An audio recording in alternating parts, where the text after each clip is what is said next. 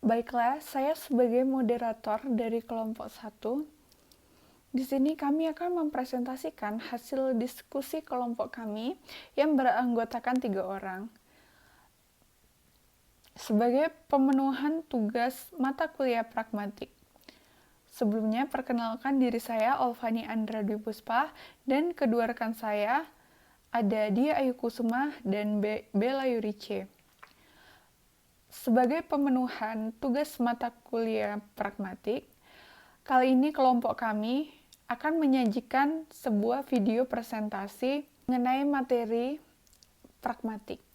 Semoga rekan-rekan sekalian dapat memahami video yang telah kita buat. Selamat menyaksikan. Baiklah, di sini saya akan membahas tentang apa itu pragmatik. Pragmatik dapat dimaknai sebagai penggunaan bahasa, bukan bahasa sebagai sistem. Jika kita membandingkan istilah competence dan performance dari Chomsky, pragmatik lebih mengarah kepada performance. Performance adalah tindakan berbahasa seseorang yang memang didasarkan pada competence, tetapi juga dipengaruhi oleh faktor-faktor lain, seperti ingatan, keadaan, dan selain sebagainya. Sedangkan competence sendiri lebih mengarah kepada perangkat aturan-aturan bahasa yang dimiliki seseorang sehingga mampu membuat kalimat-kalimat. Ilmu filsafat mengkaji bahasa berdasarkan bentuk dan maknanya. Dalam hal ini, Charles Morris pada 1946 membagi pengkajian bahasa menjadi 3 hal, yaitu yang pertama, sintaksis. Sintaksis mempelajari kajian tentang hubungan antara unsur-unsur bahasa. Yang kedua yaitu semantik. Dia mempelajari tentang kajian hubungan unsur-unsur bahasa dengan maknanya. Yang ketiga yaitu pragmatik, yaitu membahas kajian hubungan unsur-unsur bahasa dengan pemakai bahasa itu. Istilah pragmatik secara luas lagi yaitu aturan-aturan pemakaian bahasa, yaitu pemilihan bentuk bahasa dan penentu maknanya sehubungan dengan maksud pembicara sesuai dengan konteks dan keadaan pada saat itu. Definisi pragmatik oleh Levinson pada 1983 memberikan definisi pragmatik. Antara lain, pragmatik adalah kajian mengenai hubungan antara bahasa dan konteks yang mendasari penjelasan pengertian bahasa. Di sini, pengertian atau pemahaman bahasa menunjuk kepada fakta bahwa untuk mengerti sesuatu, ungkapan atau ujaran, diperlukan bahasa. Bahasa diperlukan juga pengetahuan di luar makna kata hubungan tata bahasanya, yaitu hubungan dengan konteks pemakainya. Selanjutnya, saya akan membahas tentang presentasi semantik dan interpretasi pragmatik. Pada perbedaannya, semantik mempelajari makna linguistik atau makna bersifat internal, sedangkan pragmatik mempelajari makna penutur atau makna dalam penutur dan bersifat eksternal yang berhubungan dengan konteks.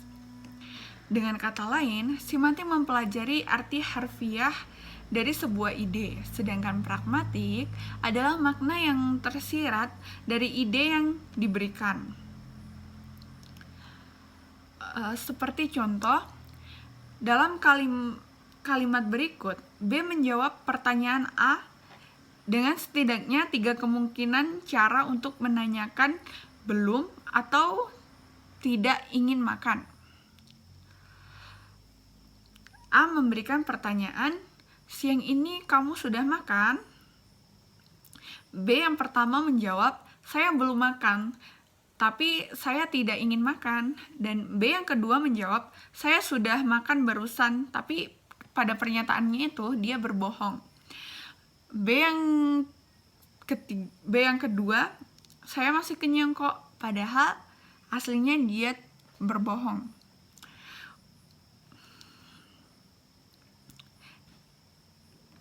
Untuk mengatakan maksudnya, B setidaknya dapat mengutarakan dengan 3 tuturan. B yang pertama secara langsung menyatakan maksud dan alasannya. B yang kedua, dengan berbohong, secara tidak langsung ia menyatakan dia tidak ingin makan. B yang ketiga, demi alasan kesopanan dan secara tidak langsung juga mengimplikasikan ia tidak ingin makan. Untuk menjawab pertanyaan A, meskipun juga tidak dapat menjelaskan dengan sangat tepat, semantik hanya dapat menganalisis meaning atau maksud dengan jelas pada kalimat B1 karena kalimat tersebut secara langsung menjawab pertanyaan A.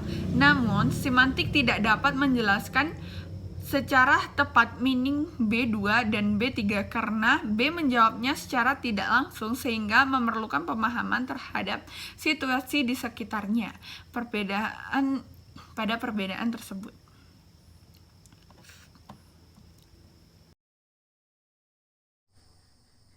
Prinsip kesatuan. Prinsip kesatuan Lakoff terdiri atas 3 kaidah. Yang pertama yaitu kaidah formalitas. Kaidah ini berarti jangan memaksa atau jangan angkuh, yang artinya bahwa sebuah tuturan yang memaksa dan angkuh dianggap kurang sopan.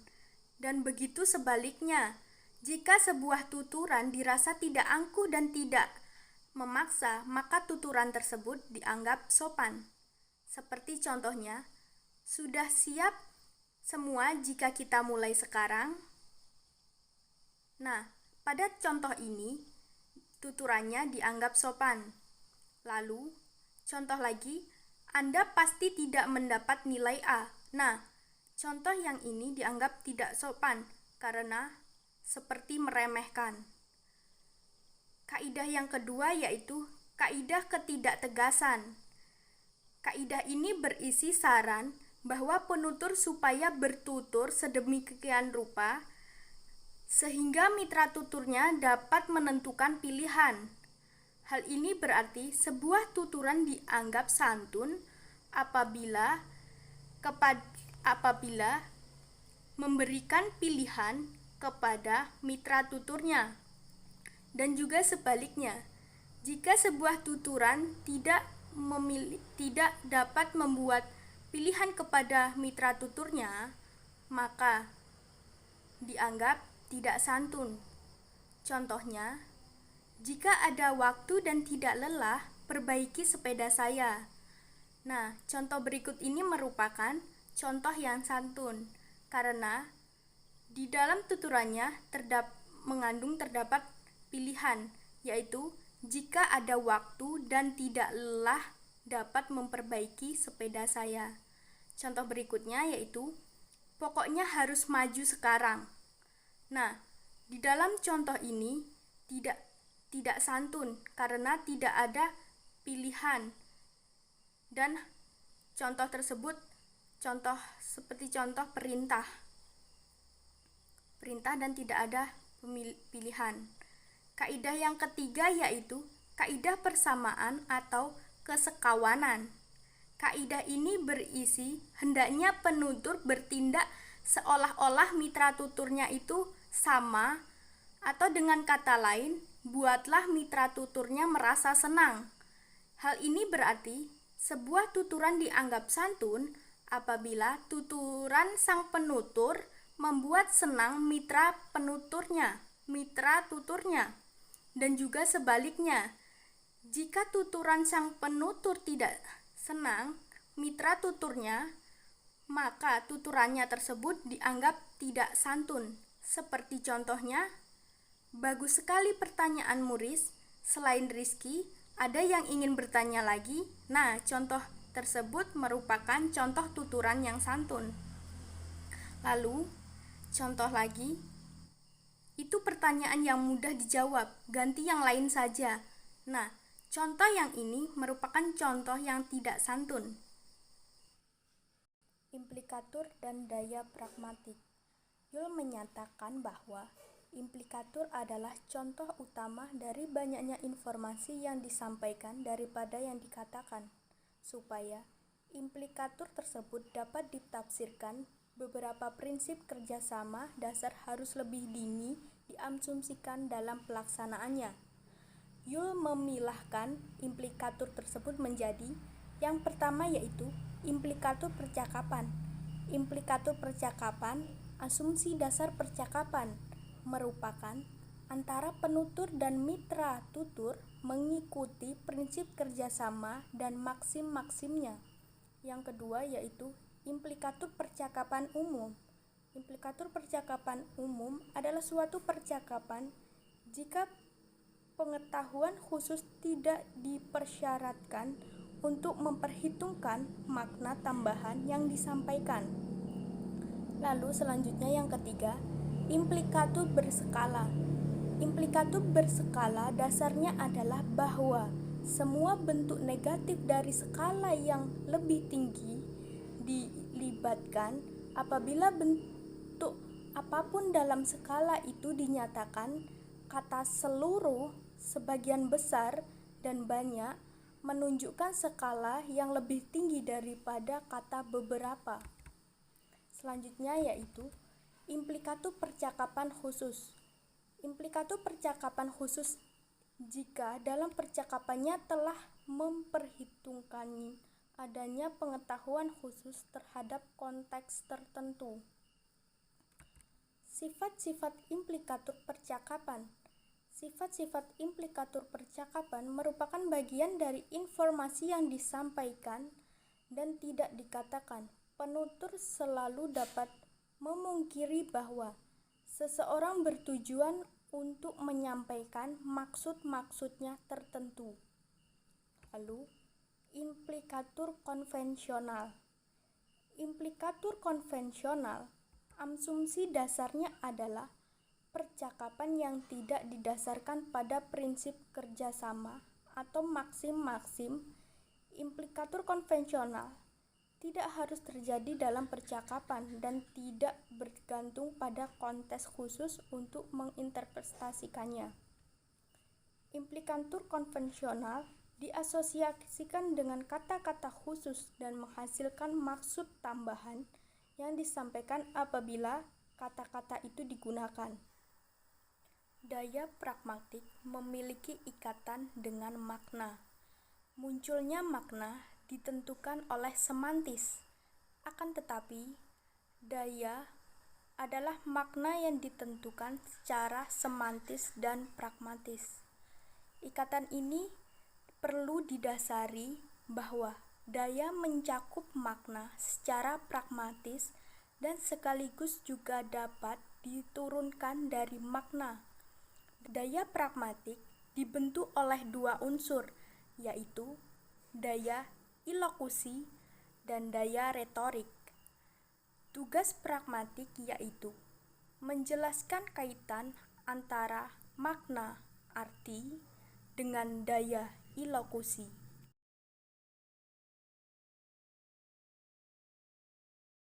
Baiklah, saya Bella Yurice. Saya akan menjelaskan materi berikutnya, yaitu kaitan makna pragmatik. Kaitan makna dan daya pragmatik. Edi Trisulistyo menyatakan bahwa daya pragmatik merupakan makna tersirat di balik ujaran yang mampu menggerakkan mitra tuturnya untuk melakukan apa yang dimaksud penutur di balik ujaran yang dituturkannya. Perbedaan antara makna dan daya yaitu makna ditentukan secara semantik, sedangkan daya makna ditentukan secara semantis dan pragmatis. Ikatan antara makna dan daya juga perlu disadari.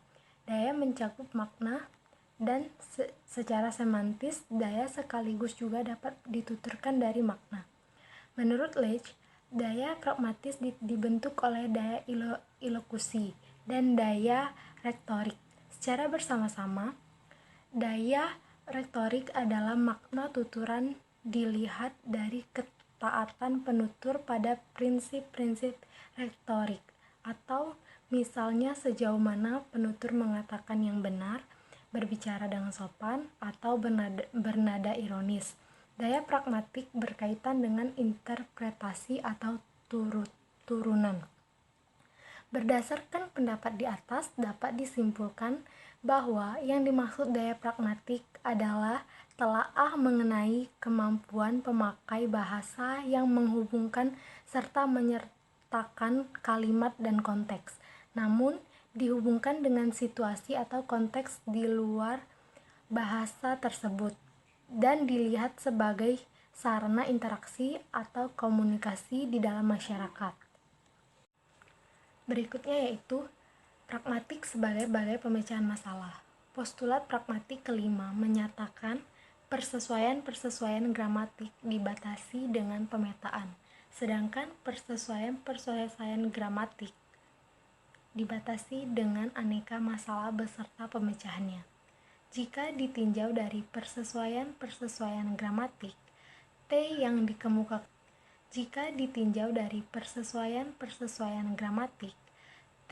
dikemukakan oleh N dapat dipetakan berdasarkan makna bunyi sesuai dengan kaidah tata bahasa yang berlaku dalam bahasa yang digunakan oleh N. Jika ditinjau dari persesuaian pragmatik, T yang dikemukakan oleh N tersebut memerlukan prosedur pemecahan masalah yang membutuhkan inteligensi manusia untuk menafsirkannya sesuai dengan situasi dan konteksnya. Seperti pada contoh di bawah ini, dapat kita lihat di dalam kelas, seorang ibu guru sedang sibuk menerangkan materi pelajaran. Kemudian guru tersebut menanyakan kepada muridnya, "Papan tulisnya sudah penuh dengan tulisan saya ya?" Jika kita lihat dari persesuaian pragmatik, ini memerlukan prosedur pemecahan masalah, yaitu keharusan dari murid-muridnya untuk menghapus tulisan yang ada di papan tulis, walaupun guru tersebut tidak menyatakan secara gamblang. Tetapi terbukti ada satu murid yang mau menghapus tulisan yang ada di papan tulis tanpa melihat temannya yang saling melempar tanggung jawab. Jadi di sini kita dapat melihat bahwa inteligensi manusia itu sangat dibutuhkan untuk menafsirkan sesuai dengan situasi dan konteks yang dituturkan dari guru tersebut. Dan yang terakhir yaitu tugas penutur dipandang dari sudut analisis heuristik. Heuristik merupakan tugas pemecahan masalah yang dihadapi petutur dalam menginterpretasikan sebuah tuturan. Heuristis berupa mengidentifikasi daya pragmatik sebuah tuturan dengan merumuskan beberapa hipotesis, kemudian mengujinya berdasarkan data-data yang tersedia. Jika hipotesis tidak teruji, akan dibuat hipotesis yang baru sampai akhirnya tercapai suatu pemecahan, atau berupa hipotesis yang teruji kebenarannya dan tidak bertentangan dengan evidensi atau kenyataan yang ada. Mungkin itu dari yang dapat saya sampaikan. Saya kembalikan ke moderator. Dan yang terakhir yaitu tugas penutur dipandang dari sudut analisis heuristik. Heuristik merupakan tugas pemecahan masalah yang dihadapi petutur dalam menginterpretasikan sebuah tuturan. Heuristis berupa mengidentifikasi daya pragmatik sebuah tuturan dengan merumuskan beberapa hipotesis, kemudian mengujinya berdasarkan data-data yang tersedia. Jika hipotesis tidak teruji, akan dibuat hipotesis yang baru sampai akhirnya tercapai suatu pemecahan, atau berupa hipotesis yang teruji kebenarannya dan